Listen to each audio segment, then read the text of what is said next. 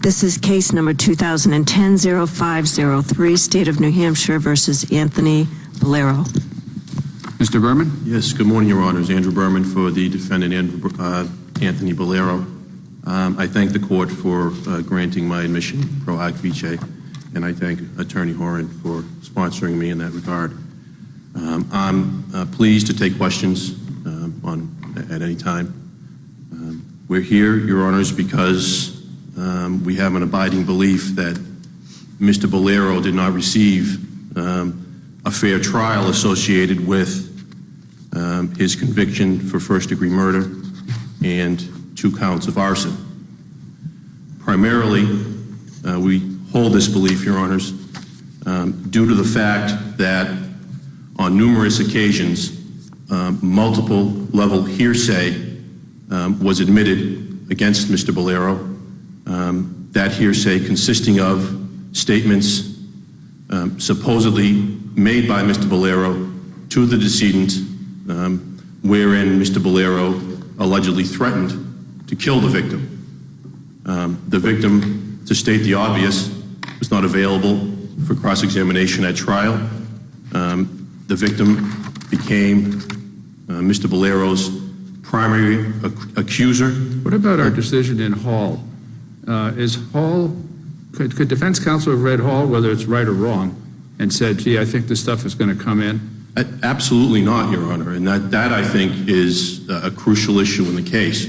In the oral argument in the Hall case, one of the justices, it wasn't apparent from the audio recording, made a distinction. Does this case involve the underlying reasons and beliefs for the fear? And Hall clearly does not. It's apparent on the very first page of the decision, or the second page, wherein they relate precisely what the mother's statements were as it relates to the fear of her son. So you said Hall is limited to the state of mind in terms of fear and not the underlying factual allegations. Precisely, and I think that's apparent in the face of 803.3, which says that it has to relate to the specific moment in which you're feeling that state of mind and not to any prior history which may have led to that state of mind. So even if Hall is not controlling, the state argues defense counsel made a tactical decision to bring all this other stuff out to show that the victim here was not a very nice person. I don't believe that was a reasonable tactical decision.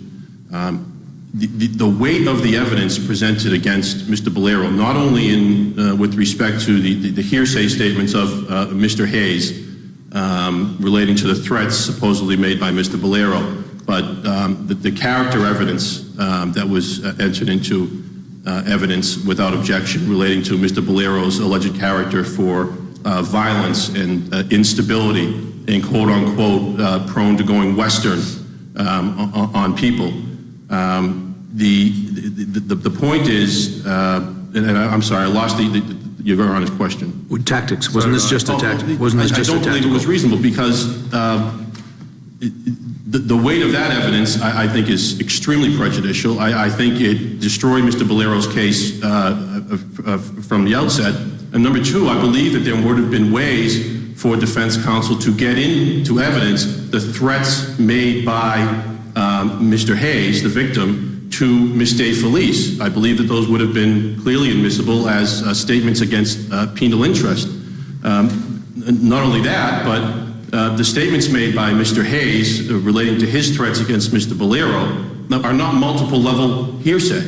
What we've got being offered against Mr. Bolero are statements that are completely unreliable, completely prejudicial in the context of a first-degree murder case.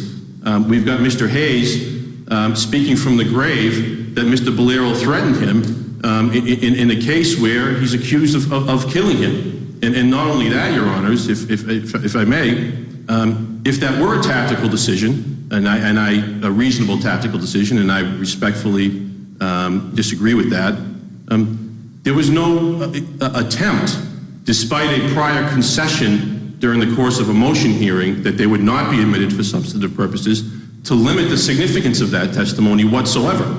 It was admitted for all substantive purposes. It wasn't just admitted to go to Mr. Hayes' state of mind as probative of whether he was the first aggressor.